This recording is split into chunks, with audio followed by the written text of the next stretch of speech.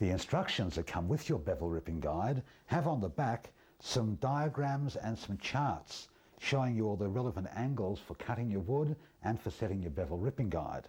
And it enables you to make all the most common shapes, from squares for a shadow box picture frame like this, triangles, pentagons, hexagons and octagons are all covered on the charts, and they give you a choice of how much splay angle you want, how steep it is, whether you're making a breakfast tray or very steep sides for a planter box, for example.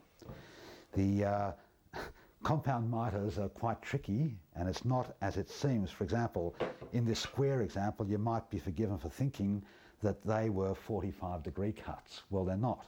They actually started out at 49.1 degrees, but then when they're bevel cut, that brings them into the appropriate orientation to give you a nice square frame.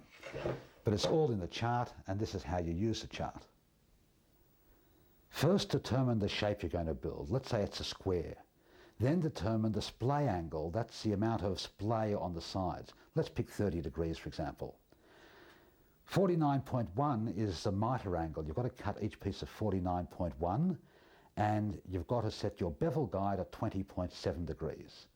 Now, to cut your pieces at 49.1, the chart goes on to show you the protractor position as long as you're using the protractor in the left-hand slot in the table. For example, the first piece would be cut on the longest face of the protractor, the hypotenuse face, and the setting would be 4.1, and the piece that joins onto it would be cut on one of the short faces of the protractor, with the protractor actually turned around in a table slot at a setting of 40.9. Take note of these little padlock symbols, locked and unlocked, above each little box giving the degrees. In setting the protractor angle, you only use the outer scale, the one from 0 to 45, 0 to 45, and you move it to the left or right from the 0 position, depending on whether the chart said to move towards a protractor locked or protractor unlocked side. So according to the chart, my first piece gets cut against this face, the hypotenuse face, with me set at 4.1 degrees towards the protractor locked side, with the protractor in the left-hand table slot. Just make that cut first. 14.9. And the second cut is made against this face, set at 40.9 degrees in the protractor locked direction. Okay.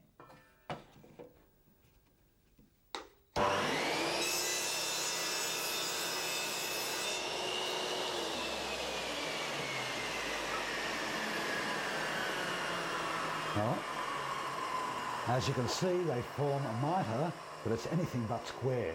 But that's okay because they haven't been bevel cut yet. Then you'd fit your bevel ripping guide again, set at exactly 20.7 degrees as per the chart, and put the protractor in this slot in the same orientation that you used when you cut the last piece, which was this one. And then by holding it against the same face, yes, that's perfect. That's now sitting with this edge down hard against the bevel ripping guides. I can grip the wood firmly to the upstand of the protractor, the sandpaper face, put a little bit of pressure down here and make the cut.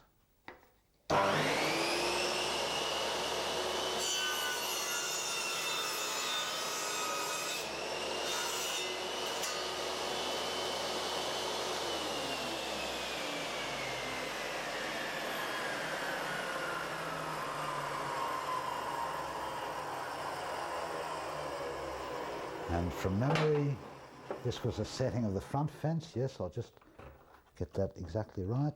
That's it. And now do this cut.